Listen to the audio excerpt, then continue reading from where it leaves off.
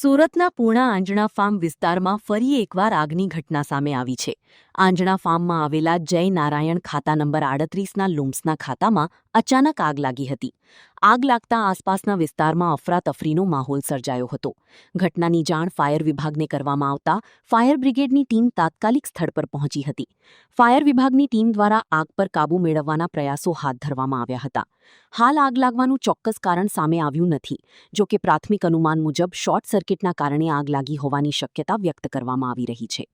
अलीम साहब, ये अंजना फरम विस्तार है या कोई पानी की मोटर फटने की वजह से गैस के गोडाउन में आग लगा है।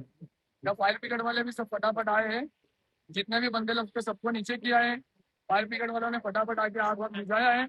ताकि जो पब्लिक के जो खाते वाले थे सबने पब्लिक को दूर किया है, सबने मेहनत किया है। यहाँ सबको दूर करके ना लोगों को बाहर खड़ा है।